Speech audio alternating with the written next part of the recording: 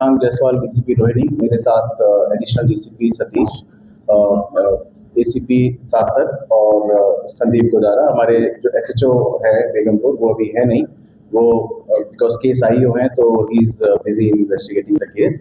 और हमारी जो टीम है जो पकड़ने वाली मेन टीम थी वो भी अभी वहीं पे ही है, वो आ रहे हैं। सो स्पेशल स्टाफ के भी हमारे साथ ऑफिसर्स मौजूद हैं। तो 23 तारीख को 23 जून को हमें एक कॉल मिलती है कि एक व्यक्ति जो है अनकॉन्शियस हॉस्पिटल में एडमिट हुआ है, और एक पासर भाई ने कॉल किया कि एक व्यक्ति अनकॉन्शियस पड़ा है, तो उसको हॉस्पिटल में एडमिट कराया उसके भाई ने। और जब हम हॉस्पिटल पहुंचे तो पता चला कि उस व्यक्ति की जो है वहाँ पे मृत्यु हो चुकी है। जब हमने उसको इन्वेस्टिगेट किया तो पता चला कि उसके कमर में एक चाकू का घाव है। और फिर बाद में जब उसके जो पासर भाई है उसके भाई को उसने कॉल किया, उसके भाई ने के साथ जब हम मौके पे गए तो वहाँ पे हमने देखा कि वो बिल्कुल ब्लाइंड केस था। वहाँ पे ना सीसीटीवी है, ना कोई आते जाते फुटेज देख सकते हैं, थोड़ा सा ब्लाइंड सा भी एरिया है।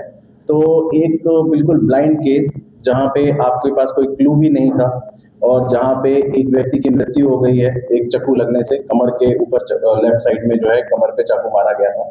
सो उसको हमने एज ए चैलेंज लिया हमारी टीम ने। और ये व्यक्ति शाबा डेरी का रहने वाले हैं जिनकी डेथ हुई है। इनका नाम है राजेश, सन ऑफ मोहनलाल। इनकी जो आयु है वो 60 ईयर्स करीब है। और एक वहाँ पे थोड़ा आगे जाके वो एक निकल फैक्ट्री में वो काम करते हैं। वापस आते हुए साइकिल पे वापस आ रहे थे, और वापस आते हुए उन्होंने ये बोला था आखिरी में, जो पासर भाई था, कि किसी ने मेरी कमर पे मुक्का मारा और उसके बाद मेरे खून निकलने लग गया। और उसके बाद वो अनकॉन्शियस हो गए वहीं पे बैठ के, और वहीं पे बाद में बोला कि मेरे भाई को कॉल कर दीजिए। इतना करके वो अनकॉन्शियस हो गया और उनकी डेथ हो गई।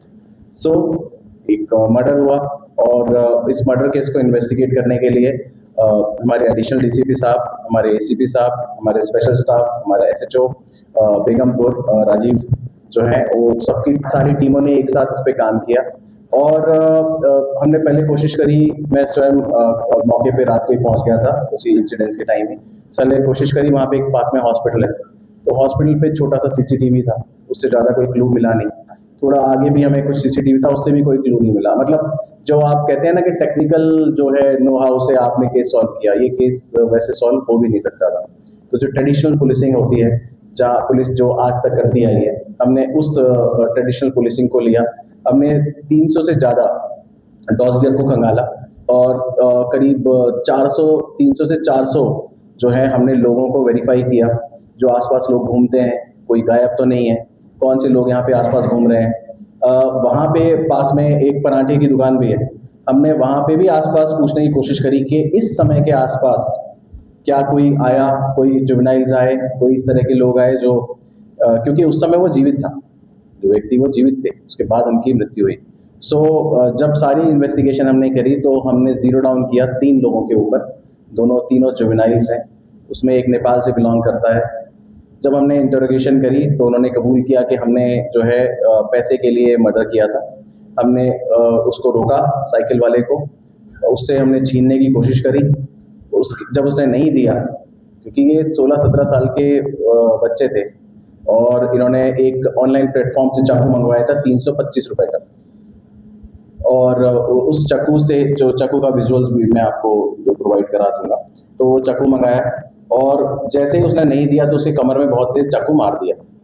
चाकू इतना करीब बड़ा था तो अंदर तक घुस गया, और ब्लीडिंग से उनकी डेथ हो गई। सो ये मतलब सबसे मैं अभी तक कहूँगा कि अभी तक मेरे खुद के कैरियर में जो हमने डिटेक्शन किए हैं आज तक, ये सबसे बढ़िया केस था, क्योंकि आपने बिल्कुल हार्ड डिटेक्शन करी। आपने लोगों को लिया, वेरीफाई किया, एक एक व्यक्ति को वेरीफाई किया, जीरो डाउन किया। उसके बाद पास में एक कॉलोनी है, वहाँ से हमने इनको तीनों को अरेस्ट किया।